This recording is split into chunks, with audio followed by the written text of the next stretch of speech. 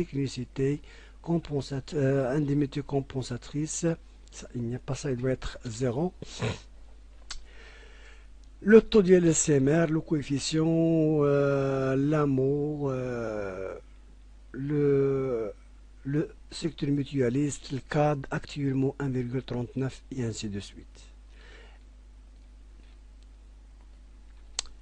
Les socs, on va voir les grades. Je dois saisir d'abord le grade. Tous les grades qui existent doivent être saisis. Les fichiers grades, fichier les bêteurs, je dois saisir les bêteurs. Et il y a l'échelle et l'échelon, c'est-à-dire l'indemnité actuelle de chaque personnel, l'indice titulaire. On va voir ici les indices. On a l'indice de 100 jusqu'à 1000. Vous voyez jusqu'à 700, 700, 990. J'ai aussi l'indice titulaire, le coefficient de fonction, c'est-à-dire pour établir les gens qui ont le droit au TPS, l'indice temporaire, c'est-à-dire l'échelle des temporaires, saisie des banques, saisie des anciennetés, par exemple le taux d'ancienneté. On a aussi les sociétés de prêt. Je dois saisir les sociétés de prêt avec leur adresse et leur banque et le numéro de compte. Je dois saisir aussi les codifications des départs, les gens qui ont parti soit par un décès, à cause d'un décès, au licenciement, aux mutations, au détachement, au retrait, aux titularisations. Il y a aussi l'indemnité de caisse. Pour entrer dans ces détails, il nous fallait beaucoup de temps, donc je passe rapidement. Codification des exceptions, c'est-à-dire, par exemple, les matricules des Mudir Diwan, chargés d'émission, les avocats, parce qu'ils ont un traitement spécial.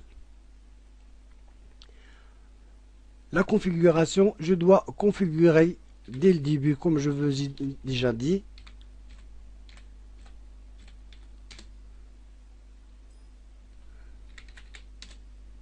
Ah, j'ai oublié le mot de passe.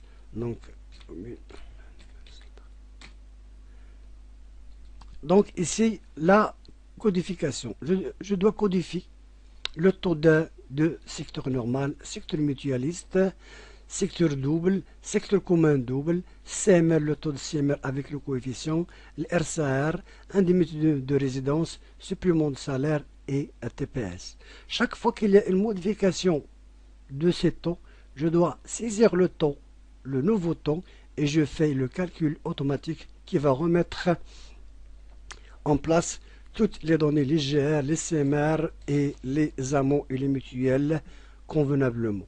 Vous voyez ici qu'il y a calcul CMR, calcul RCR, calcul mutuel AMO, recalcul le secteur mutualiste, recalcul TPS et le recalcul les GR avec le recalcul de 4. Ici, on spécifie état de mode de calcul, soit calcul de paye automatique, soit l'ébiteur standard, état standard, bulletin standard.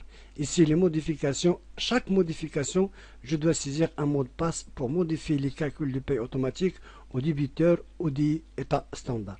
Ici, le coefficient d'indice. C'est à cause de ces coefficients qu'on établit, qu'on calcule le traitement de base, c'est-à-dire le coefficient ancien et le coefficient nouveau. Donc, avec ce coefficient, on peut calculer le traitement de base, bien sûr, en tenant compte de l'indice. Et c'est les prêts.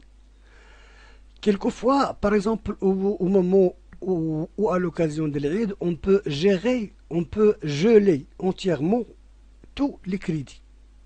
Donc, il suffit que je coche la case prêt gelé. Le calcul automatique de la paie ne tient pas compte des prêts des sociétés. Donc, c'est par défaut n'est pas gelé. Le nombre maximum de prêts, c'est-à-dire je dois contribuer et donner dès le début le nombre de prêts pour chaque personne. Ici, au moment de geler les prêts, il y a des sociétés qui ne veulent pas geler le montant de leurs prêts. Donc, je dois faire une exception sociétés à geler et le reste, on pas le faire. Ici, calcul de net à payer après l'accord d'un autre